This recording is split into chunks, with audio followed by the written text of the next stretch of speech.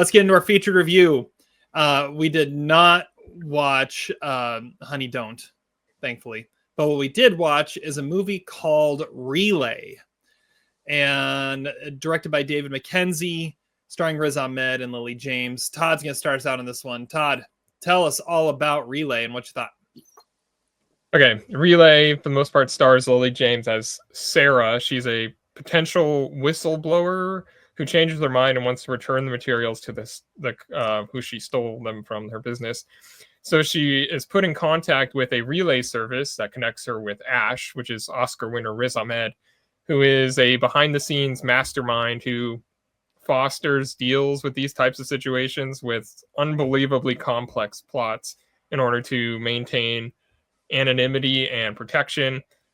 And there's like little information is provided early about Ash and his business, and it's better to kind of leave it like that. The movie builds and builds and never loses intensity, even when it gets confusing. The filmmaking here is really slick. Like you could tell it's the director of Hell or High Water, but getting like a bigger budget. But this is like has more of a traditional action type premise, but he is really enthralling to sit through. The last half hour or so are just breathless and quick and kind of brutal, which is the way I felt watching Hell or High Water for the first time. You can tell the director really knows what he's doing. Riz Ahmed is terrific in this. It reminded me of his work in The Night Of. It's interesting because this could have probably been a TV show. It would have been kind of lame and episodic, but the idea of this service that Ash works for would really translate well if it was adapted to the small screen. The screenwriter, Justin Piasecki, it's his first feature-length script here, and it's like really good work. I think it's probably the most polished first screenplay we've seen since Air. The cast is really cool. Sam Worthington's in this. It's really fun to see him in a role like that. Lily James has this innocence and likability about her that are really critical to making the movie work. Pinot nominee Willa Fitzgerald is awesome in this. She's an interesting presence on screen always, and Victor Garber appears briefly, and most other people I haven't heard of. The movie absolutely keeps you guessing. I had no idea how it was going to resolve itself.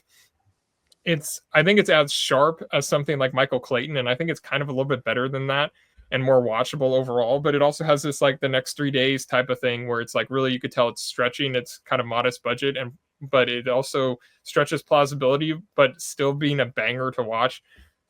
It feels like old-fashioned entertainment. I was kind of reminded of something like The Adjustment Bureau or something like that, because this movie is all about secrecy and staying off the radar. So it's able to do away with a lot of the technology crap that cripples modern movies.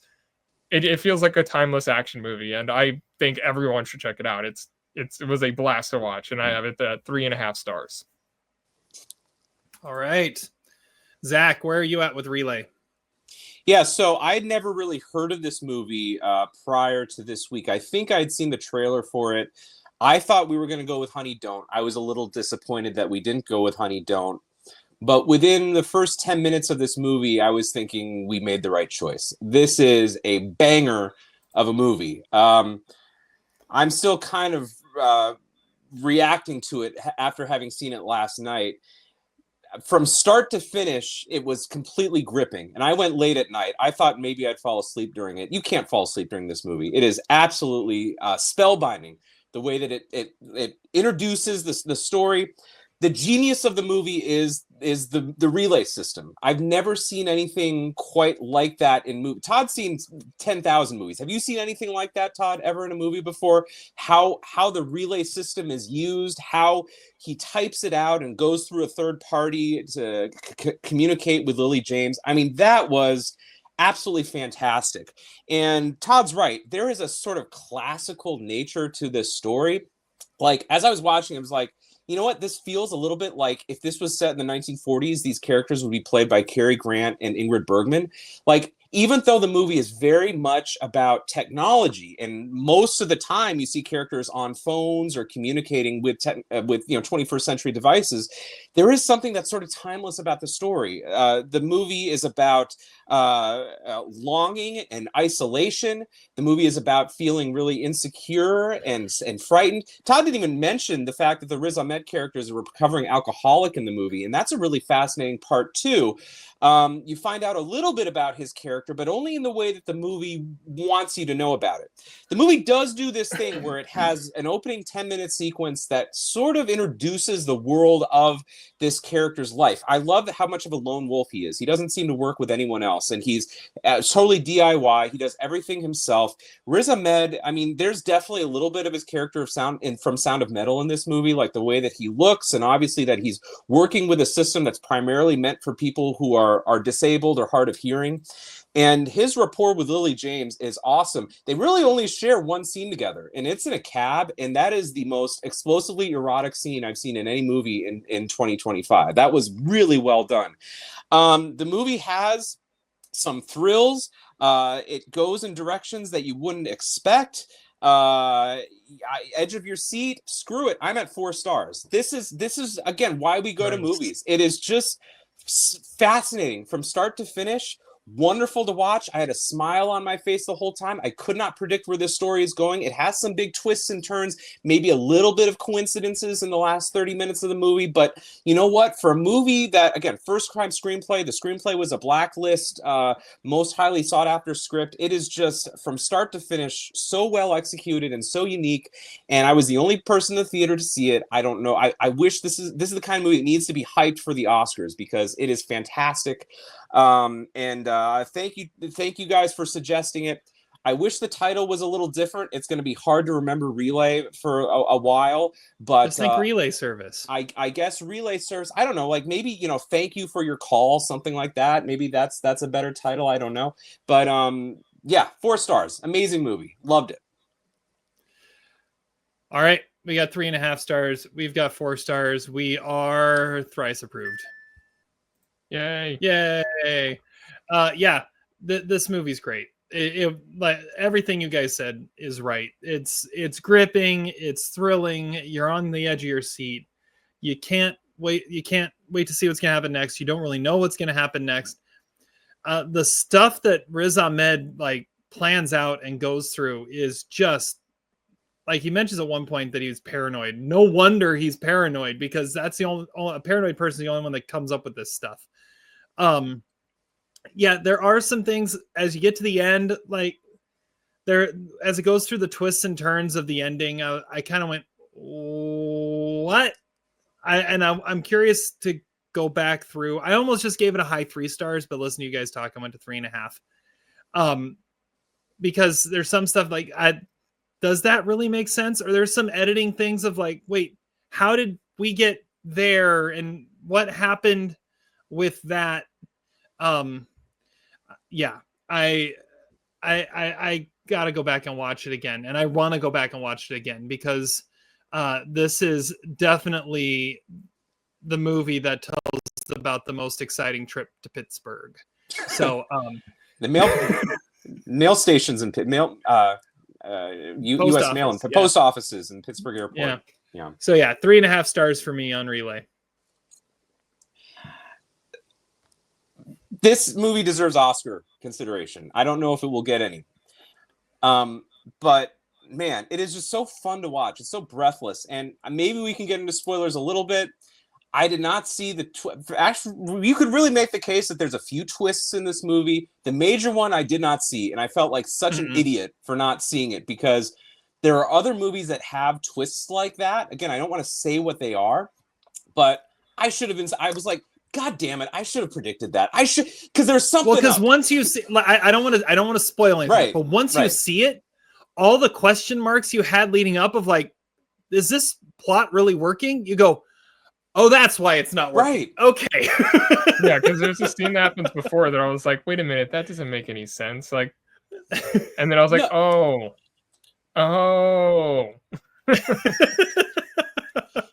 There's I can't see, I don't have internet right now, but there's a great quote that Paul Thomas Anderson had about how it's okay to leave your audience in 5 minutes of confusion. And there's definitely times in this movie where you're confused. Even in the first 10 minutes, it's a little bit hard to understand what you're exactly seeing. And of course it plays a much bigger part later in the movie. Even saying that is a little bit of a spoiler, but it's you're invested enough in Riz Ahmed and Lily James and the cohort of whatever you want to call them, the vaguely Trouble with Charlie-esque group that is trying to track down Lily James. You're so invested in them that it doesn't really matter if you're a little bit lost, because you have a lot of faith in the story and the structure of it. Next 3 Days is a nice comparison. I was thinking a little bit about that, because everything that he's more of an expert than Russell Crowe was, but he has to do everything on his own. He doesn't have Liam Neeson there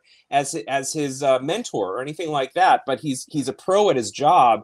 And I like that the movie, with the exception again of the last 20 minutes, it's not really about action sequences. Most of the action in this movie is about waiting at the end of the phone conversation to see what the other person's going to say.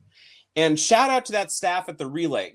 I think if we ever deep dove this movie, we could do a power ranking of our favorite Relay operators. I kind of like the bald guy a lot. He seemed to be really into it. Or the fatter guy with glasses. He was also like, the Relay people must talk about this after hours. They're like, oh yeah, he called again. Lily James, she seems really upset about this shit. Let's all go get some beer or something. But that seemed like a fun place to work. I was a little disappointed when it went away, because it kind of goes away at a certain point. It's like, really, we're not going to come back to these characters ever again. But ultimately, they get what they deserve at the end of the movie.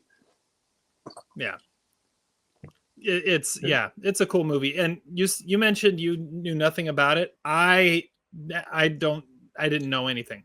I knew Riz Ahmed was in it, and it was David Mackenzie. That's all I knew about this movie going in. Yeah, I saw a trailer a couple of weeks ago, but other than that, I hadn't heard anything about it.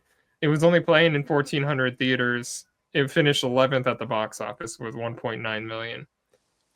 And the reason $1 million below Honey Don't. The reason I'm at 4 stars for it, we all like it, but I'm at 4 stars because I couldn't do a rewrite on that script. That script is so tight. It's tight. And does so many things that, like, even though I do think there's maybe one or two coincidences at the end of the movie, and it does kind of have a shootout at the end of the movie, but whatever, I couldn't do anything better than that. That's amazing work. And it's just, how about the fact that Riz Ahmed doesn't even speak for the first 40 minutes? I mean, that's so cool. I wasn't even where he could speak. That's the best part. Like, we're living in this era right now where, we want to be amazed by movies. We go to Christopher Nolan movies because, like, we want to just be overwhelmed by a movie being smarter than us. This is the movie to do it. Okay, this movie is so smart and so, like, edgy. There's also some humor in this movie. There's a great reference to The Who. I knew The Kids Are All Right because we just did our 2010 Pinots, and I knew that was one word. But I love that little part of the movie. Hey, this movie shot very clearly in New York City. Great location shooting. I love the locations in this movie. I like the costumes in this movie. My wife said that Lily James wore a dress that she really liked. I agree. She looked great in that dress. Lily James, man. Shout out to Lily James. She's awesome in this movie. She kicks ass.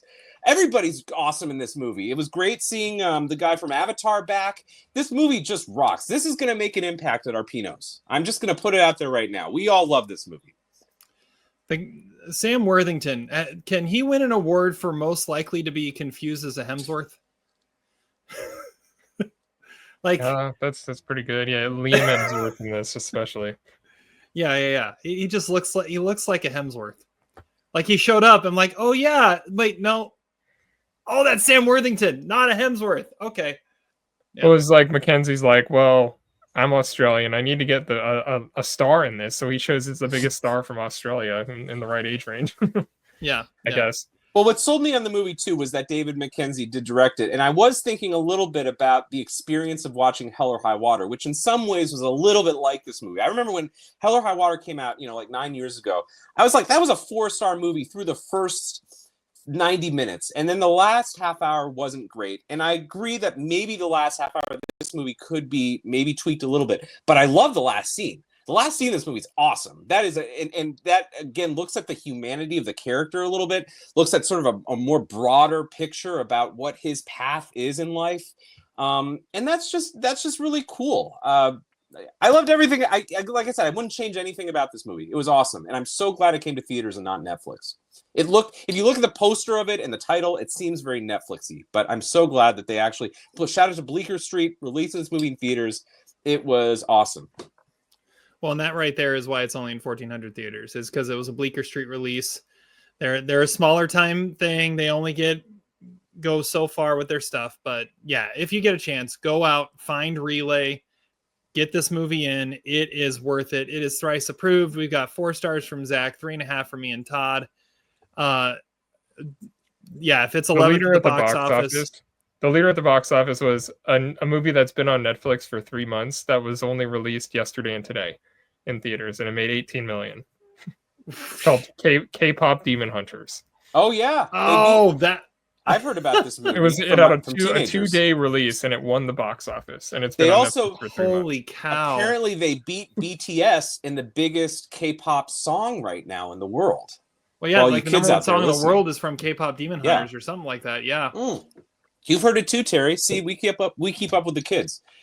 Todd doesn't know what we're talking about, but yeah, K-pop. It seems pretty amazing. It's like the number 2 movie on Netflix right now. It has been for a while.